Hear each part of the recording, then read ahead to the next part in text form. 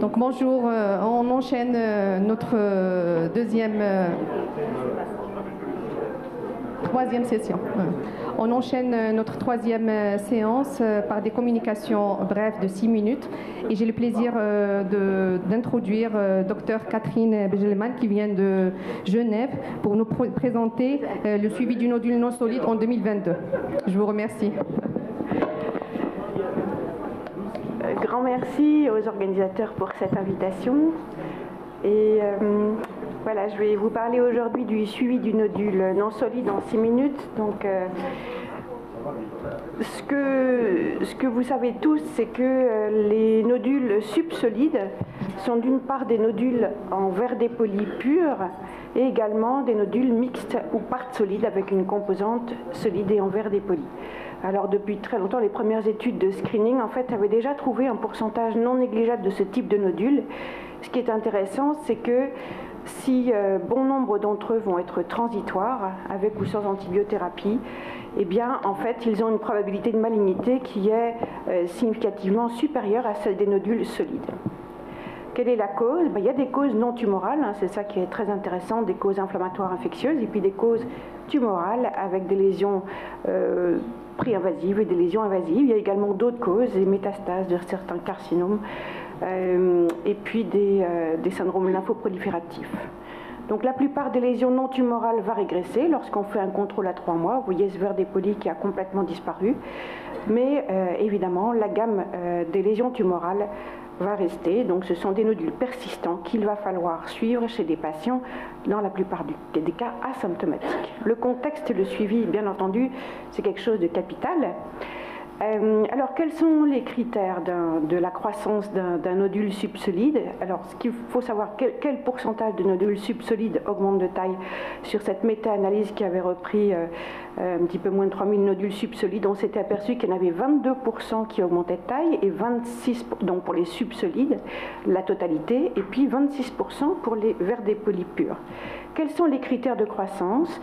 Une augmentation de plus de 2 mm pour la taille globale, une nouvelle composante solide ou son augmentation sur une lésion mixte existante.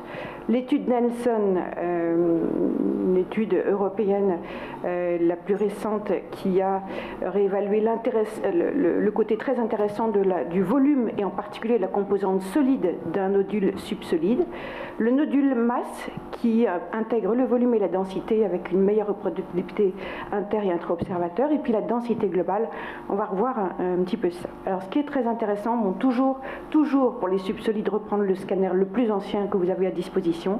Ce qui est important de savoir, c'est que le volume peut diminuer. Et vous voyez sur cet exemple d'une patiente de 85 ans qui avait plusieurs adénocarcinomes, vous voyez ce nodule mixte qui réduit significativement de volume aux dépens d'une augmentation de sa composante solide. À quoi c'est dû cette diminution de volume? On pense que ça peut être dû à deux choses, soit un collapsus alvéolaire avec des composants de fibrose, soit une augmentation de sa composante invasive. Alors je vous avais dit, la densité du nodule c'est quelque chose de très intéressant. En plus des caractéristiques morphologiques qui sont péjoratives, comme les lobulations, spéculations, les bubble-like lucencies en particulier, certains auteurs se sont intéressés à la densité du nodule. Alors il y avait plusieurs articles qui ont rapporté ça, mais ces auteurs ont voulu faire une synthèse avec une méta-analyse. Ils ont repris 1564 ground glass nodules, 13 études, et ils se sont aperçus qu'on pouvait faire une différenciation entre des lésions pré-invasives et invasives avec des bonnes sensibilités spécificités, avec une valeur optimale de moins 557. Et donc il y avait 6 études qui étaient intéressées par ce calcul-là, et puis 8 autres études qui s'étaient intéressées dans la différenciation minimale invasive versus invasive, avec là un seuil de moins 484 unités Hounsfield qui permettait de discriminer entre minimal invasif et invasif. Donc voici l'exemple d'un patient que j'avais fait opérer. Vous voyez qu'il avait un verre dépoli dense, c'était il y a assez longtemps, d'un jeune patient de 34 ans qui avait ce nodule en verre dépoli dense, stable, et qui était un adénocarcinome. Donc c'est quelque chose qui est intéressant. Et donc la densité moyenne pourrait être un facteur prédictif significatif d'invasivité des nodules en verre dépoli. Pour l'algorithme de management, il y a une différence entre les nodules dans un contexte incidentel ou de screening. Et vous voyez qu'il y a des larges variations. En particulier, la Fleischner va jusqu'à 5 ans, mais parfois, donc il y a des variabilités. Est-ce que c'est cohérent? Donc on voit bien qu'il y a des discordances hors screening. Des auteurs se sont intéressés aux nodules en verre dépoli qui augmentaient au-delà de 5 ans. Et vous voyez qu'ils ont retrouvé dans une étude de carcinome pulmonaire qui s'exprimait par des verres dépolis 22% de croissance entre 5 et 12 ans de suivi. Et de ce fait, selon les auteurs, le suivi devrait être assuré jusqu'à environ 13 ans. Un plus grand nombre de carcinomes pulmonaires serait détecté sur un suivi à 5 ans, et donc l'impact sur la survie globale devrait être réévalué. Pour le suivi des guidelines, là j'ai quasiment terminé, pour vous dire que une réflexion des perspectives asiatiques, en fait, dans le cadre de screening, ils s'aperçoivent que la probabilité étant très élevée de malignité de ces nodules subsolides, eh bien, ils envisagent assez rapidement la résection chirurgicale et ne respectent pas les guidelines actuelles. Il y a une discussion combinée entre l'expertise du comité multidisciplinaire avec les patients eux-mêmes. Juste pour terminer, il faut savoir regarder ailleurs. Dans cette étude, il avait été démontré que la présence de plus d'un nodule subsolide sur le scanner le plus précoce était un facteur de risque d'un autre cancer ailleurs, solide en particulier, avec un risque d'augmentation linéaire selon le nombre des nodules subsolides. Et là, vous voyez une survie globale qui a été altérée selon le nombre des nodules subsolides à intégrer dans les futures modélisations de risque de cancer bronchopulmonaire. Donc, en conclusion, bon, ces signes doivent être répliqués sur des cohortes de screening requises, mais vous voyez que le futur sera dans... On va améliorer encore ces guidelines et il y a certains paramètres qui sont certainement à intégrer de façon plus active, en particulier la densité des verres dépolis. Je vous remercie. Merci, Dr Catherine. On laissera la discussion jusqu'à la fin et on enchaîne rapidement sur le compte rendu de l'embolie pulmonaire, ce qu'attend le clinicien. Et ça sera Dr Benoît de Bruxelles.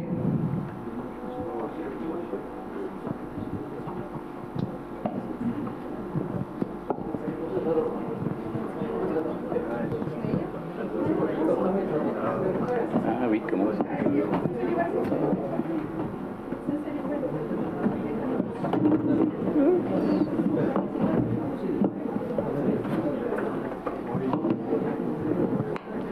Bien, merci. Donc les comptes rendus structurés, vous le savez, deviennent à la mode. On en fait pour quasi tous les sujets. Et probablement que l'embolie pulmonaire a été le premier sujet qui a été investigué. Alors, si je peux avoir les liens suivants. Voilà.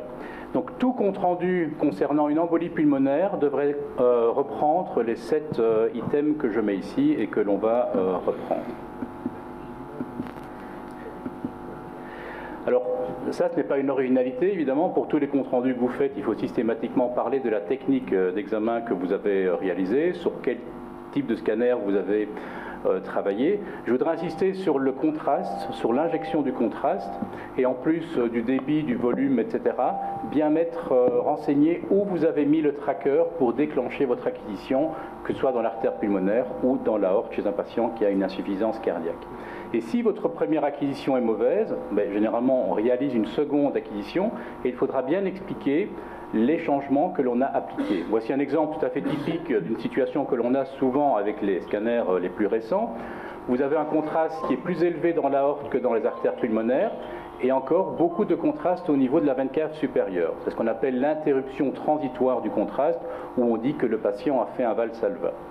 On recommence l'acquisition. Évidemment, si vous refaites inspirer de nouveau le patient, vous aurez exactement la même chose une deuxième ou une troisième fois. Donc quand on réalise une seconde acquisition, il faut évidemment demander au patient de ne plus gonfler les poumons.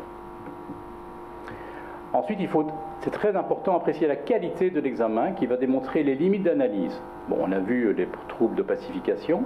Vous avez un patient qui a des artefacts comme ceci.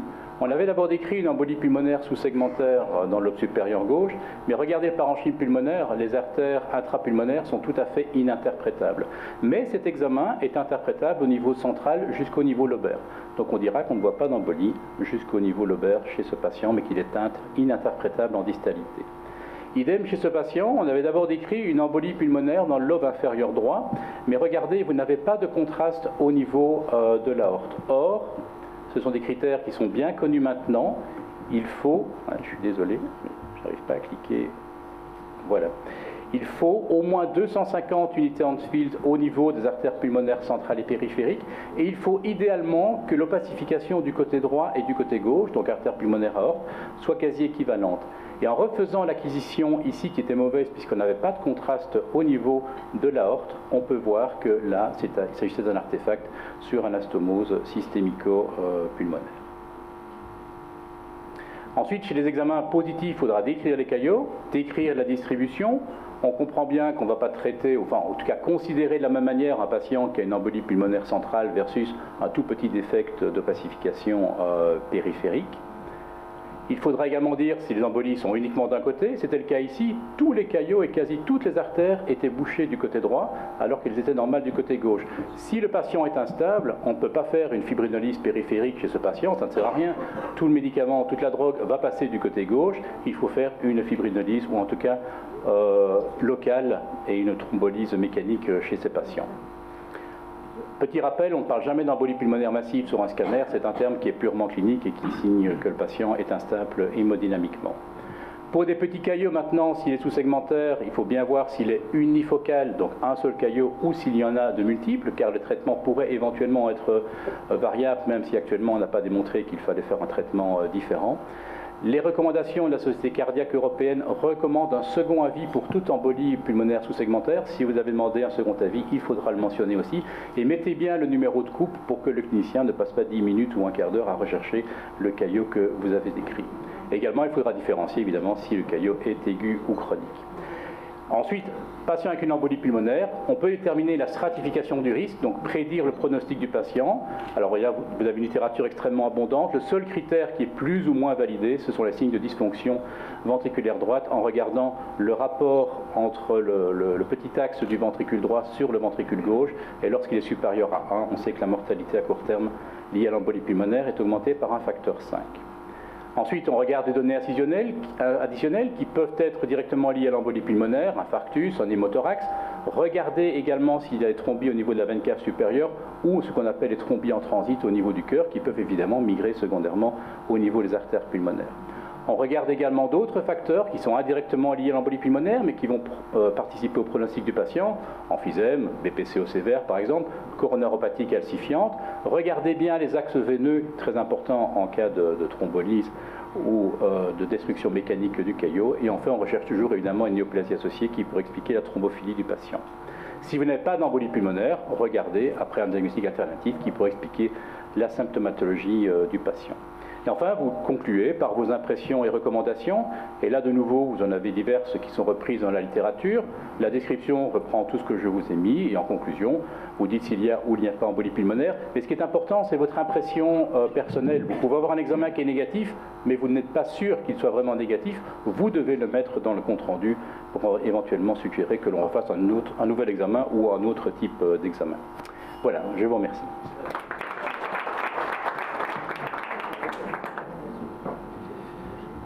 Bien, donc on passe à la troisième présentation qui sera consacrée aux fistules artério-veineuses qui sera présentée par professeur Boutekiout Badr qui vient du CHU de Marrakech. À vous la parole, professeur.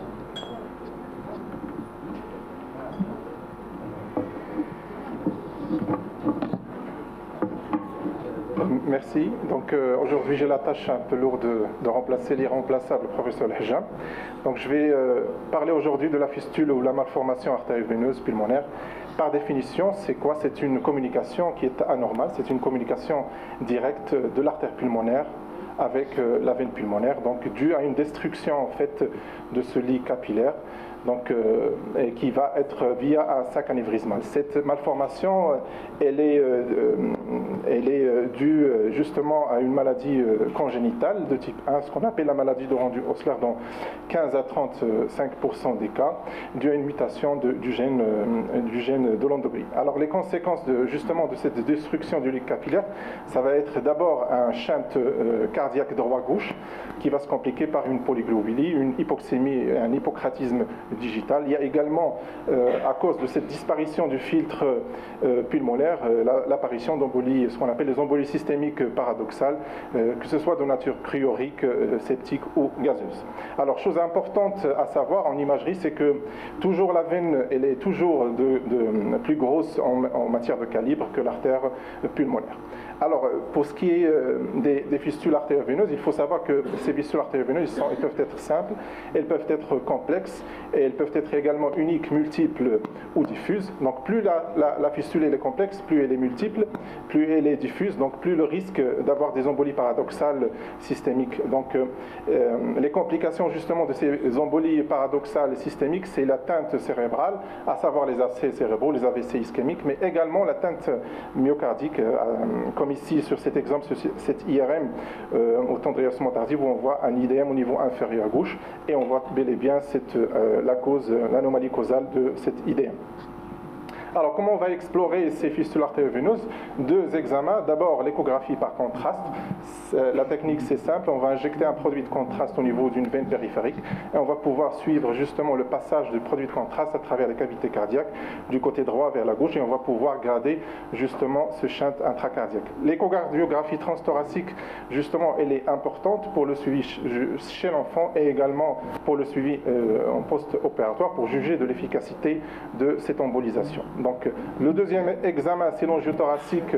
Donc, grâce à l'angiothoracique, grâce aux reformations, que ce soit MIP, en VRT ou en rendu volumique, on va pouvoir analyser cette angioarchitecture, on va pouvoir analyser justement cette carte routière pour pouvoir analyser l'artère afférente, pour mesurer son calibre, afin de choisir le calibre du matériel d'embolisation qu'on va utiliser. L'embolisation, c'est le traitement de choix. Les indications, c'est soit en post-complication, si vous avez une embolie systémique, soit c'est-à-dire en préventif, si le calibre de l'artère afférente le permet. Donc là, vous avez un cas d'une patiente qui se présente pour une malformation artério-veineuse ici au niveau lobaire inférieur gauche. Cette dame a une malformation artério-veineuse qui est simple, avec une artère qui est sinueuse, tortueuse. Donc vous remarquez tout de suite que le tronc de l'artère pulmonaire, il est augmenté de calibre mesurant 34 mm et en même temps vous avez la dilatation des cavités cardiaques droite et aussi gauche et on voit sur cette image que le foie il est dysmorphique, il est hétérogène. Cette dame il a une cirrhose hépatique avec multiples shunts intrahépatiques qui s'est compliquée d'une hypertension artérielle pulmonaire secondaire. Donc justement cette hypertension artérielle pulmonaire, on a pu l'étiqueter sur l'angiographie pré-intervention. Vous voyez que ici on a mesuré la pression artérielle pulmonaire systolique au niveau du tronc de l'artère pulmonaire et on la mesure à 51 mm de mercure. Vous savez que la pression artérielle pulmonaire systolique ne doit pas dépasser 25 mm de mercure. Là vous voyez que donc il y a un risque de rupture de cette malformation artério-veineuse. Vous voyez cette embolisation au niveau, on a mis des cols ici fibrés au niveau de l'anévrisme et du collet avec disparition complète du shunt. Dernier cas, avant de conclure, là vous avez une jeune de 29 ans qui se présente dans un tableau aigu d'IDM, donc c'est l'IRM que je vous ai montré tout à l'heure. Là vous voyez sur l'échographie, vous avez un important shunt droit-gauche grade 3, donc on a complété par un angioscanner. Vous voyez qu'il y a 3 malformations artério-veineuses, une apicale droite, 2 au niveau du poumon gauche. On a fait l'angiographie, vous voyez très bien le shunt, on a embolisé les 3, donc on a contrôlé par l'échographie et bien évidemment on a une diminution, régression du shunt, grade 1 et vous avez tout à fait l'exclusion complète sur le scanner ici en reformation coronale et sur l'angiographie, donc qui témoigne de la disparition du shunt. Voilà, je vous remercie.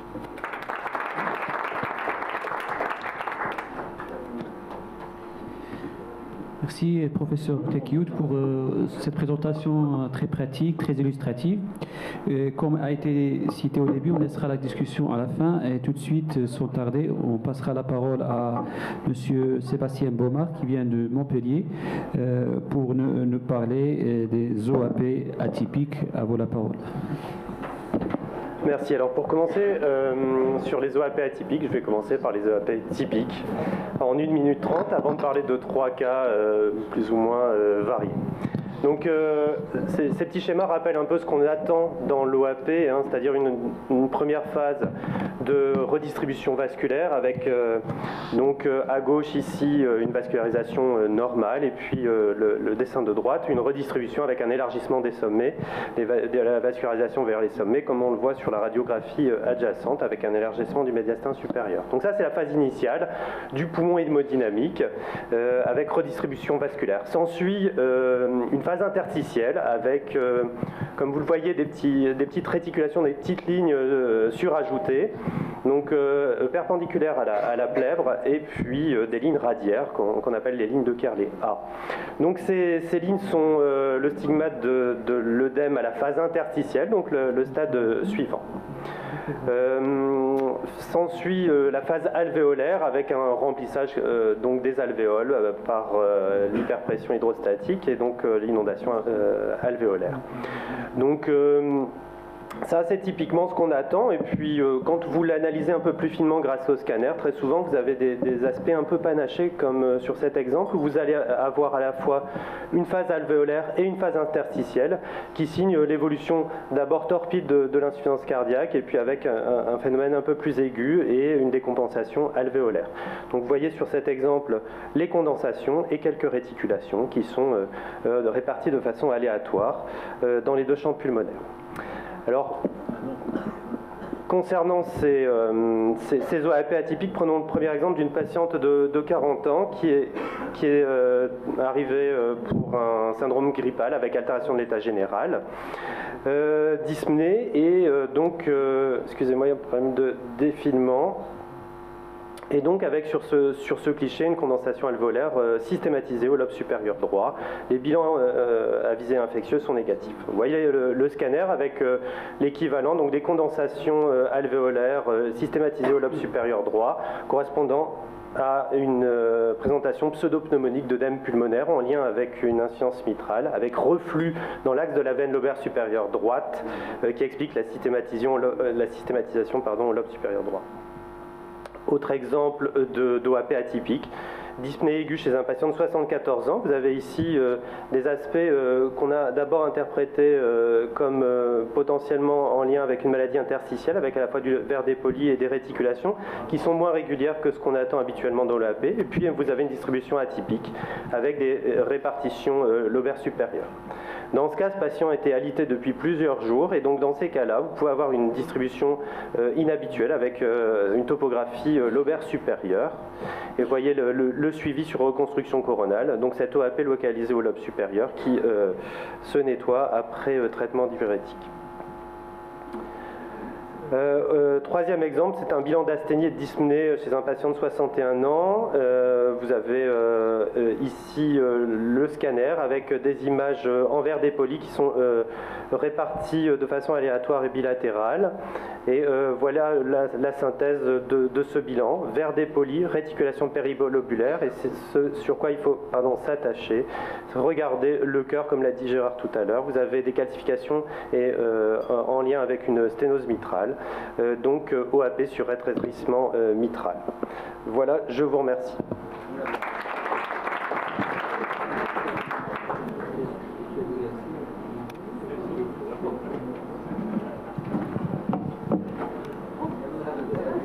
Merci Monsieur Bonmar.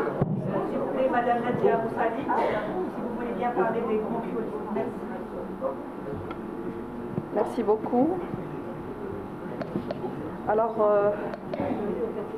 bronchiolite.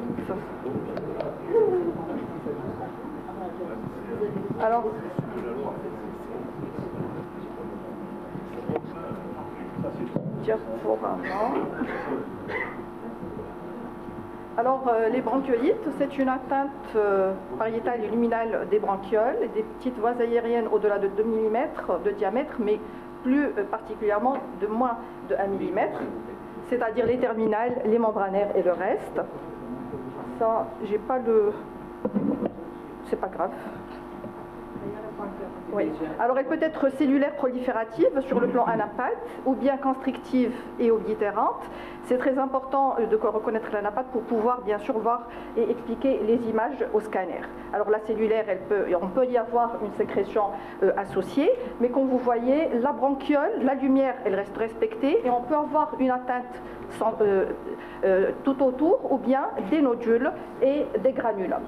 Pour la constrictive ou l'oblitérante, c'est plutôt un obstacle endoluminal, c'est un bourgeon endoluminal si vous voulez, qui va oblitérer la lumière de la bronchiole, ou bien un rétrécissement filiforme de l'ensemble de la bronchiole avec une sténose et une difficulté au passage d'air. Et on voit bien sûr par la suite les difficultés que l'on aura pour le patient. Alors la bronchiolite, elle peut s'intégrer dans un contexte de pathologie générale pulmonaire alvéolo-interstitielle. Elle peut être prédominante et on peut n'avoir qu'une bronchiolite ou une atteinte bronchiolaire, ou bien s'associer à une atteinte bronchique de diamètre plus important. Alors l'imagerie au scanner, elle va reprendre un tout petit peu ce que l'on a avec une atteinte centrolobulaire, du moment que la bronchiole elle vient au centre du lobule, en respectant les septa périlobulaires, et on devrait la rechercher à la périphérie du poumon, là où normalement on voit bien sur la deuxième image, la branche elle s'arrête un peu plus en avant avec du cartilage, et on va s'aider avec les reconstructions MIP pour bien visualiser à ce niveau-là l'atteinte centrolobulaire au centre de l'artériole, en respectant encore une fois les septa périlobulaires et l'espace sous-pleural strict. Alors, et bien sûr, il faudrait faire la part entre ce qui est centrolobulaire, avec le respect justement de ce septum-là et de la plèvre, et les autres nodules qui seront plus en bas en périlobulaire, lymphatique le plus souvent, comme la sarcoïdose ou bien la silicose, ou bien plus diffus suite à une miliaire ou des métastases par voie hématogène. Alors au scanner, on va affirmer l'atteinte bronchiolaire, bien sûr son étendue et sa répartition, aussi bien au niveau lobe supérieur, diffus, parce que ça va nous approcher un peu plus vers le diagnostic, son retentissement et surtout le piégeage d'air, les signes associés pour poser un diagnostic, l'évoquer et peut-être aussi proposer un complément d'imagerie ou autre. Les signes directs, ce sont les nodules principalement. Ces nodules-là, selon est-ce qu'on est sur une cellulaire ou une oblitérante, ou bien si on a des granulums ou une atteinte circonférentielle, l'imagerie elle va un tout petit peu différer. Alors ce sont des nodules denses en verre dépoli qui seront agencés en arbre, en bourgeon, en V ou en Y. Ça peut être unifocal, comme ça peut être diffus, mais l'important c'est que ça reprend l'aspect centré sur le lobule, avec toujours le respect de liseré pleural périphérique. Ça peut être en verre dépoli et diffus, et quand c'est granulomateux, c'est-à-dire un tout petit peu non circonférentiel par rapport à la bronchiole, on va avoir des nodules qui sont un tout petit peu distincts les uns par rapport aux autres, un peu plus en verre dépoli, avec cet aspect bien respecté des septums interlobulaires et de la plèvre et de la partie toute périphérique, en sous-sissurale également, et ça va former l'aspect d'une tablette, si vous voulez, de chocolat ou bien de chewing-gum, avec les nodules centrolobulaires et la périphérie du septum qui est respectée, sauf si on a une atteinte interstitielle associée, bien sûr, là on va avoir l'épaississement septal. Bien sûr, c'est bronchiolaire, on risque d'avoir aussi des ectasies, des bronchiolectasies, mais ce n'est pas uniquement en périphérie, mais ça va arriver jusqu'à le 1 mm que l'on a décrit anatomiquement. Après, quand on a une constrictive ou bien même ces nodules sur une cellulaire, on peut avoir un piégeage d'air qui serait facile dans certaines conditions. On le verra sur le mode en inspiration, mais on peut s'aider par l'expiration.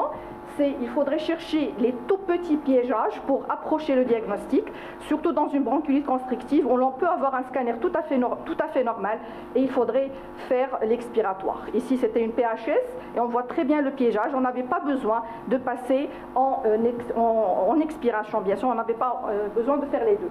Alors pour récapituler, une atteinte diffuse en verre dépoli, préférentiellement centrolobulaire. Chez un fumeur, on devrait évoquer une bronchiolite respiratoire en premier. Chez un patient qui travaille par exemple, je ne sais pas, un prothésiste par exemple, qui est exposé aux éjections de poulet, il faut bien sûr évoquer la PHS. Il ne faut pas oublier la bronchiolite folliculaire qui peut se voir aussi dans les connectivites. un aspect en arbre embourgeant, qu'il soit focal, qu'il soit diffus, il faut penser en premier infectieux, par la suite, après élimination, poser les autres diagnostics. Surtout, par exemple, si on a une caverne, ça serait une tuberculose, on peut avoir une aspergillose allergique, une panbronchiolite quand l'atteinte est beaucoup plus diffuse. Et en troisième lieu, quand on a un piégeage d'air isolé, premièrement constrictive oblitérante, par la suite, ça sera dans une maladie de système, ça sera des séquelles, par exemple, d'une atteinte infectieuse dans l'enfance ou bien d'autres diagnostics. L'important, c'est d'intégrer tout cela dans tout le contexte clinique, biologique, radiologique, s'il y a d'autres anomalies ailleurs que le poumon et le thorax, et bien sûr fonctionnel. Je vous remercie.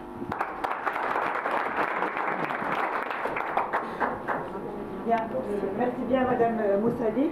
Et la dernière brève, docteur Riyad Habib de Tunisie, nous a pas révélé le titre de sa brève. On le saura à l'issue de sa présentation. Je peux faire insolite.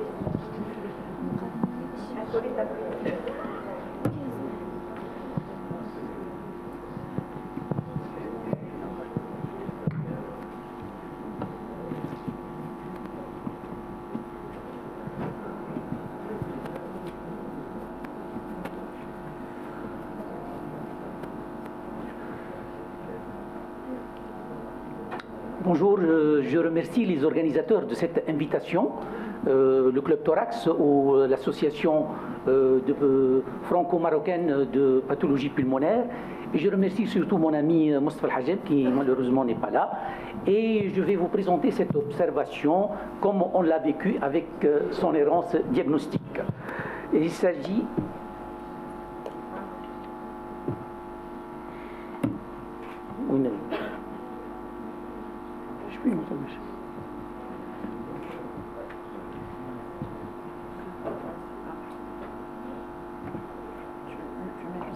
D'accord.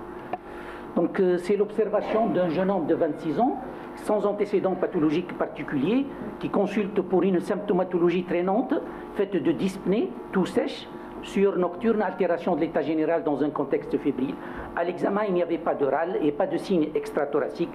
Le bilan biologique montre surtout une CRP à 62. La radiographie de thorax montre des opacités micronodulaires, multiples, bilatérales, et des opacités de condensation parenchymateuse alvéolaire des deux côtés, à prédominance périphérique et surtout au niveau des deux bases. L'examen TDM retrouve cet aspect de miliaire, des condensations alvéolaires bilatérales prédominant au niveau des deux bases et des adénopathies médiastinales bilatérales. Donc nous sommes devant une insuffisance respiratoire aiguë avec une miliaire fébrile et nous avons évoqué une infection et en particulier une miliaire tuberculeuse et le patient a été traité comme tel par quadrithérapie et corticothérapie pendant 1 mois. L'évolution a été favorable mais de façon temporaire puisque en janvier 2018, soit 2 mois après la première consultation, le patient revient avec la même symptomatologie, voire même une petite aggravation et une augmentation des lymphocytes à 2425, une CRP à 95 et une VS à 62. Il y a aussi une aggravation sur le plan radiologique, augmentation du nombre des micronodules, extension des lésions de condensation alvéolaire et augmentation de la taille des adénopathies. Donc nous avons discuté de nouveau une éventuelle tuberculose pulmonaire, une staphylococcie pulmonaire, une hémopathie, et nous avons procédé à une ponction biopsie pulmonaire sous contrôle TDM qui confirme le diagnostic de tuberculose caséo-folliculaire. Donc le patient a été traité comme une association de tuberculose résistante avec staphylococcie pulmonaire par une antibiothérapie à large spectre et une quadrithérapie de nouveau. Mais absence d'amélioration, voire aggravation au mois de février, et nous sommes en train de discuter de nouveau une tuberculose résistante, une infection à germes spécifique ou opportuniste, une pathologie auto-immune ou lymphome. Les choses ne sont plus claires et on s'est mis à revoir nos scanners pour mieux voir l'aspect de ces micronodules. Donc nous avions des micronodules, des condensations multiples de type alvéolaire des deux côtés et des adénopathies médiastinales et hilaires bilatérales. Notre cas, c'est des micronodules plutôt centrolobulaires épargnant la région sous-pleurale avec mise en évidence d'un aspect d'arbre en bourgeon.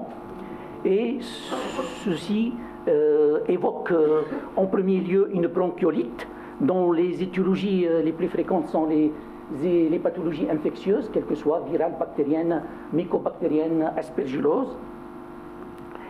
Et nous avons un deuxième type de lésion, c'est-à-dire les condensations chroniques alvéolaires. Et on peut discuter les pneumopathies organisées, le lymphome pulmonaire primitif, la sarcoïdose, la pneumonie chronique à eosinophile, des vascularites telles que le Wegener. En résumé, nous avons un aspect de miliaire bronchogène, des condensations chroniques, des adénopathies. Et nous, en confrontant les listes des deux éléments, des deux lésions, on peut discuter encore la tuberculose, la sarcoïdose, infection non tuberculeuse, lymphome, néoplasie. Et nous avons lancé une deuxième enquête étiologique.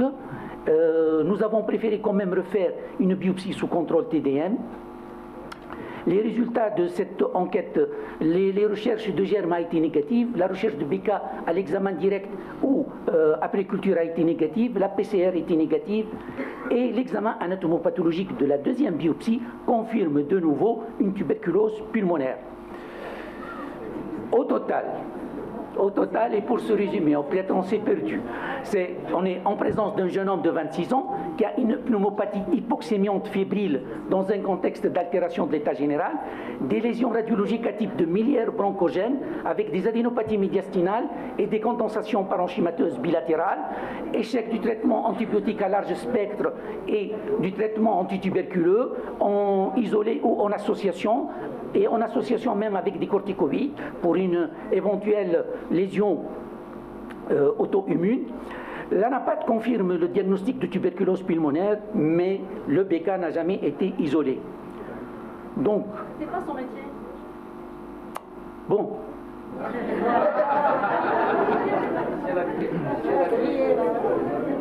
On arrive.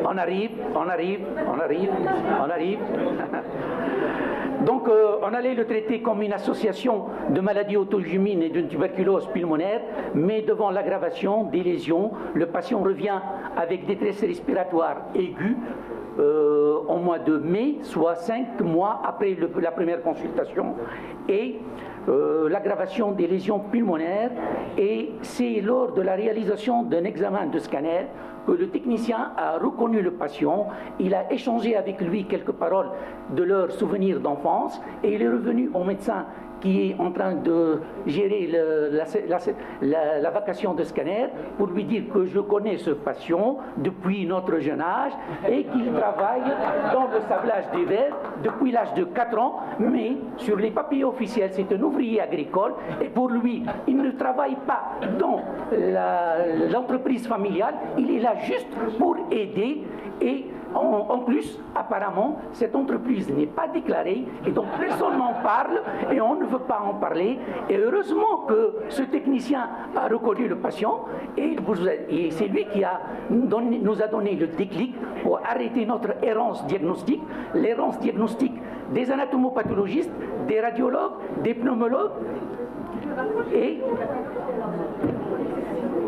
Excusez-moi.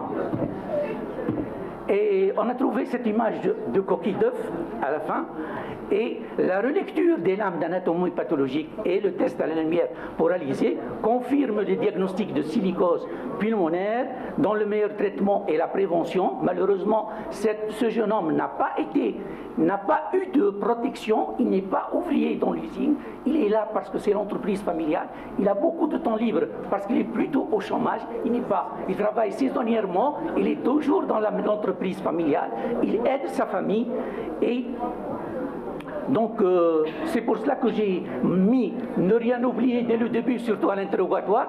Il ne faut pas se suffire de qu'est-ce que vous travaillez, mais est-ce que vous avez un travail secondaire, qu'est-ce que vous faites de votre temps libre.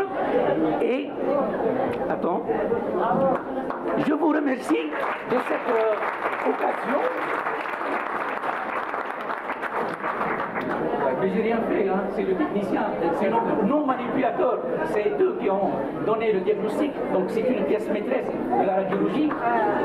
Mais ce que je vais vous dire, merci beaucoup pour cette invitation et vous m'avez permis de présenter cette observation à des experts qui ont rapidement reconnu le diagnostic. Bravo.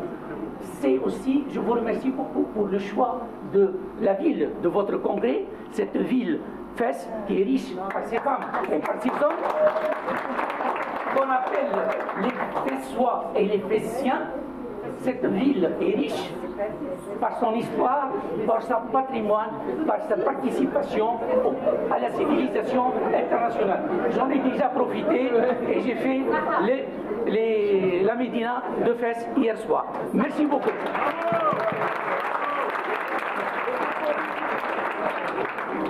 Merci beaucoup, monsieur. Je vous invite à profiter de Fès. Bien, merci pour votre présentation.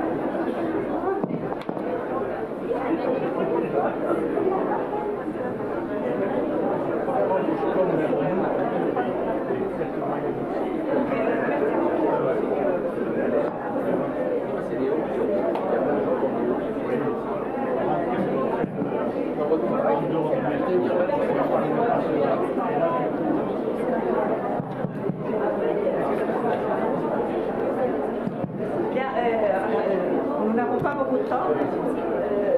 Madame Zerf, je voudrais poser une question. Oui, Madame Zerf, s'il vous plaît.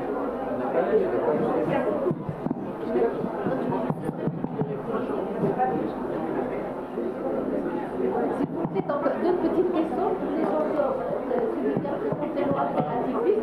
Comme c'est une urgence, est-ce que vous avez pu redresser le diagnostic avant? Merci beaucoup. Donc, pour la personne qui a présenté, Monsieur Sébastien, qui a présenté l'OAP atypique, est-ce que, vu que c'est une urgence, est-ce que le diagnostic a été redressé rapidement et donc pour traiter le patient ou pas? Et pour le professeur tunisien, est-ce que finalement il y a tuberculose ou pas? Et à 3 reprises, là, est-ce que c'était une association ou bien juste la silicone? Merci. Et là, vous voulez répondre? Oui, il y a tuberculose ou il n'y a pas de tuberculose? Non, il n'y a pas de tuberculose. Non, non. Il y a eu beaucoup de surinfections, de lésions hémolytiques. Peut-être qu'il a fait beaucoup d'infections virales, mais il est en insuffisance respiratoire. Après, ils ont relu les lames, mais ils n'ont jamais retrouvé les lames. Pardon? Les lames ont été relues, mais ils n'ont jamais retrouvé les lames. Non, le mécanicien n'a jamais été retrouvé, ni à l'examen direct, ni en culture. Les lames, elles sont relues. Oui, voilà. Oui. Oui. On a fait. Oui. Monsieur Beaumarc, vous aviez quelque chose à ajouter par rapport à l'urgence de l'OAP. Madame Zer demandait, est-ce que, vu l'urgence, vous avez fait le diagnostic ou vous avez fait traîner le patient? Merci. Alors, donc, sur celui qui avait une pneumonie, une pseudo-pneumonie du lobe supérieur droit, comme elle est en réanimation, elle a vu tout le bilan, c'est-à-dire infectieux, LBA, on lui a balancé des antibiotiques dans le doute et puis on leur a expliqué qu'il fallait faire une échographie cardiaque. Parce que on avait beau leur dire que ça régurgite dans la veine lobaire supérieure droite et que s'il n'y a pas de germes prélevés, c'est que c'est hémodynamique, ils ont eu du mal à nous croire quand même. Donc souvent en réanimation, ils font un peu tout dans tous les sens, hein, d'emblée des antibiotiques, ça n'a pas fonctionné, et donc ça a été vu grâce à la confirmation à l'échographie cardiaque. Bien, c'est d'où l'importance de ne pas oublier quand même l'auscultation, hein, l'examen clinique. C'est bon? Bien, merci beaucoup. Les ateliers sont en cours pour les gens qui veulent assister et nous avons le programme qui continue. Les PID à 15h, ici même.